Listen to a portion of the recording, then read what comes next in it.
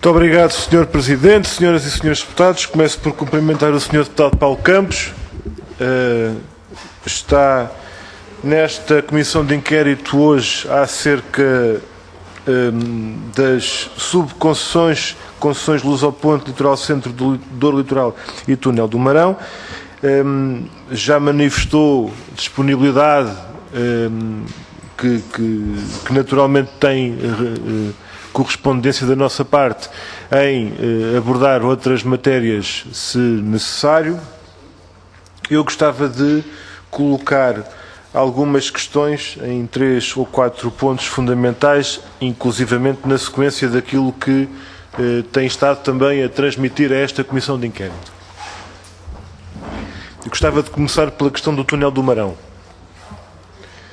Eu gostava de começar por perguntar, na sequência das afirmações que fez há pouco, que eu reputo de enorme importância e referindo-se a uma situação de enorme gravidade, e disse-nos que os bancos não estavam interessados em cumprir os contratos de financiamento assinados com a concessionária porque as taxas de juro eram, digamos assim, demasiado baixas para corresponder e satisfazer o interesse financeiro dos bancos. Eu gostava de lhe perguntar, perante a análise que faz e que aí nos transmite, se está a pensar em alguns bancos em particular. Gostava de lhe perguntar qual é a análise que faz do papel e do comportamento do Banco Europeu de Investimento e que elementos concretos é que poderemos ter em conta, inclusive para os trabalhos da nossa Comissão de Inquérito, relativamente a esse fator fundamental em todo o processo. Porque, pelo que nós conseguimos apurar, tem precisamente a ver com essa dificuldade no acesso ao financiamento e aos desembolsos por parte dos bancos, que a situação de desastre do ponto de vista económico e do ponto de vista do próprio processo de empreendimento arranca. Portanto, o ponto de viragem, por assim dizer, está ligado a esse fator que nos apontou. Portanto, eram estas as primeiras questões que eu gostaria de deixar. Está a pensar em alguns bancos em concreto? Que elementos é que podemos utilizar e ter em conta para essa análise e o papel do BEI nessa matéria? Deputado Paulo Campos, o senhor não acabou neste momento de me explicar e de me demonstrar que se isto não tivesse sido em PPP, nada disto acontecia? Só uma questão, eu estou a compreender a explicação do senhor deputado.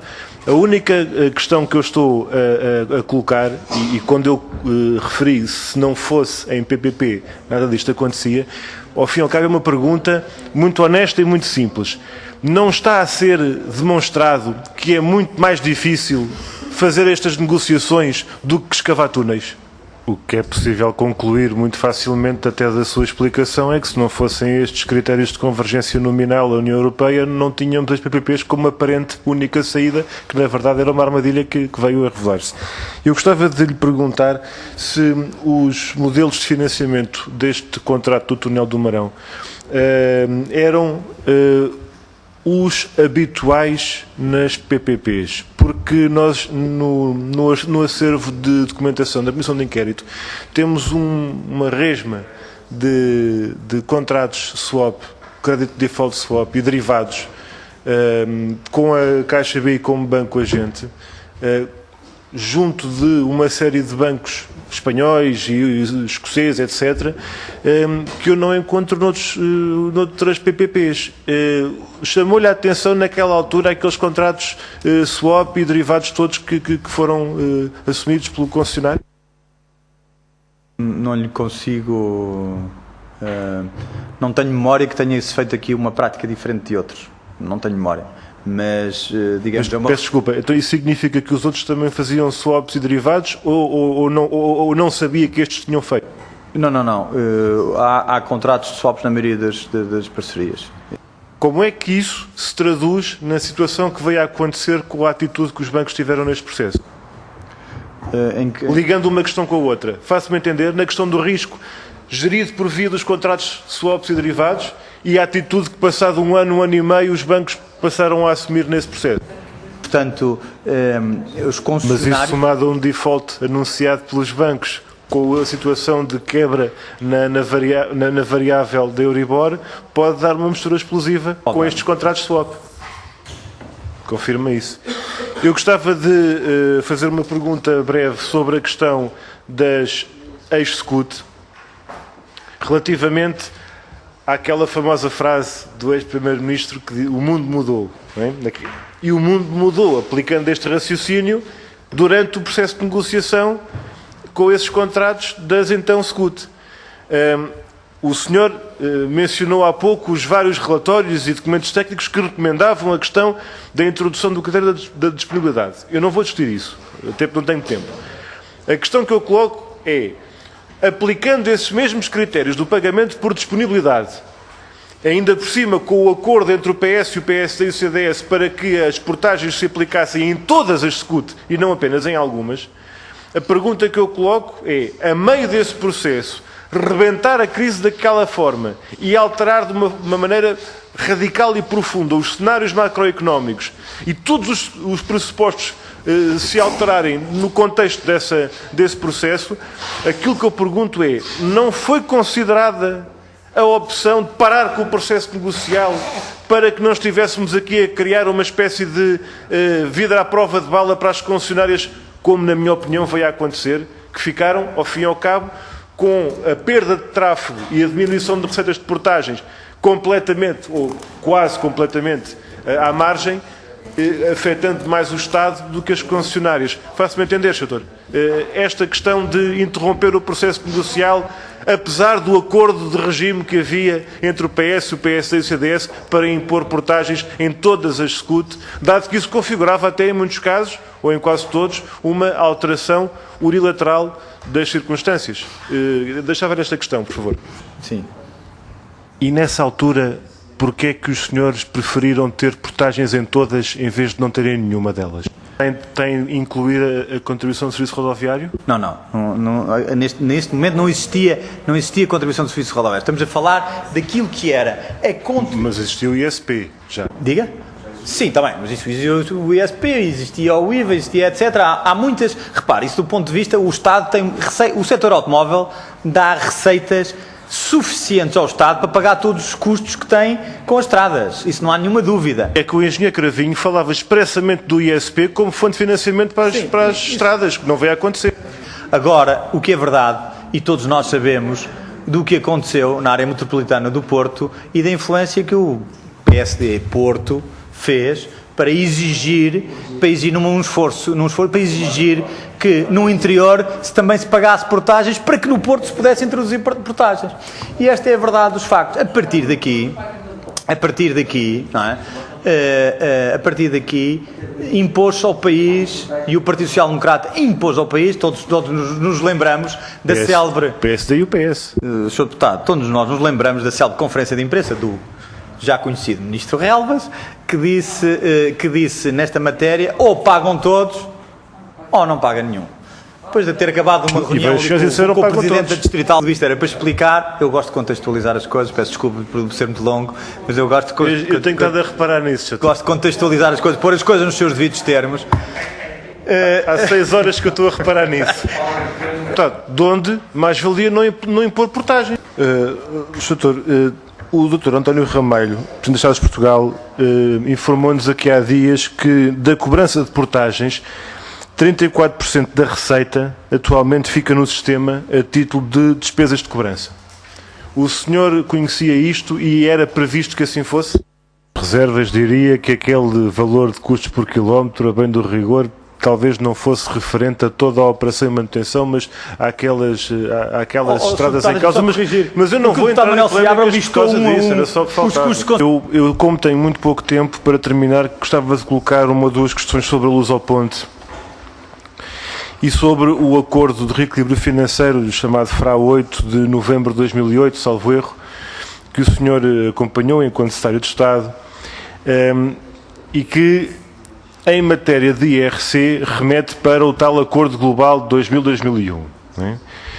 E esse Acordo Global previa, e há um quadro que é uma questão de somar as parcelas de 2001 a 2019 para as parcelas de compensação direta à Lusoponte em sede de IRC.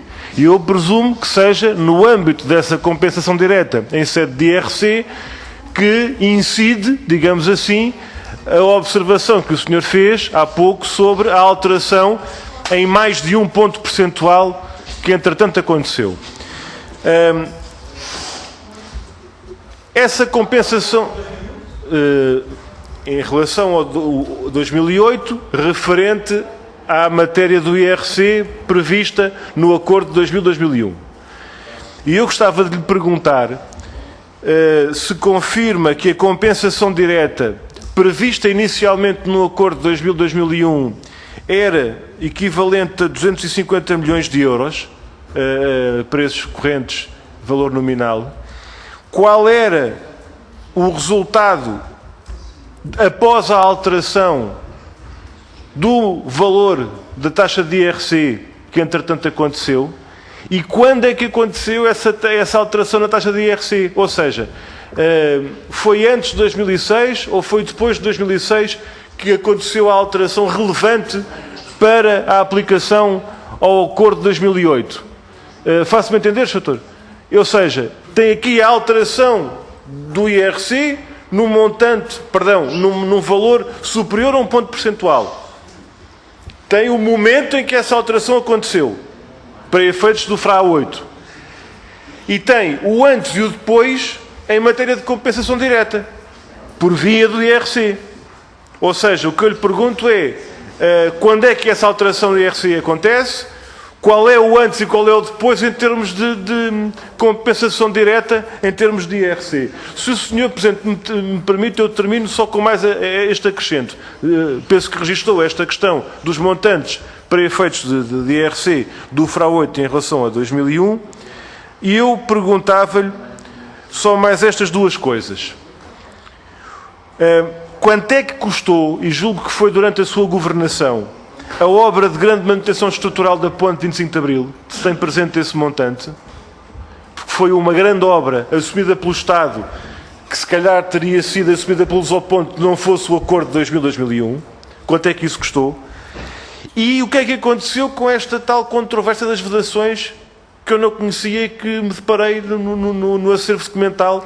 Esta controvérsia das vedações que levou o Estado à Câmara Internacional de Comércio com uma demanda de contencioso de vários meses que se arrastou, e eu perguntava-lhe porque é que isto, que até mereceu honras de primeiro ponto no despacho conjunto do Governo, em 2008, e que deu ordens diretas para alterar o processo de acordo financeiro, termino mesmo, Sr. Presidente, como é que esta situação passou por introduzir na negociação, complicando de tal maneira aquilo que aparentemente era tão fácil, que era mandar meter umas redes com o Estado a pagar. Entretanto, pagou o Estado, e isto, e mais o processo em tribunal, e mais tudo o resto. Eu, como provavelmente não poderei ter que ficar para a segunda ronda, porque tenho a ordem dos engenheiros na Comissão de Economia, vou ter que me ausentar daqui a pouco, mas coloco as questões todas agora. Muito obrigado.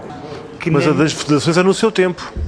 Só a questão das barreiras, porque é que não tinha sido a estrutura pública a tratar da sua instalação com a devida autorização, em vez de estar a imputar isso na negociação, para depois haver uma negociação de quem é que pagava e qual o valor, etc. Porque é que não foi simplesmente a estrutura pública a instalar aquilo que era, se calhar, muito mais barato e muito mais fácil.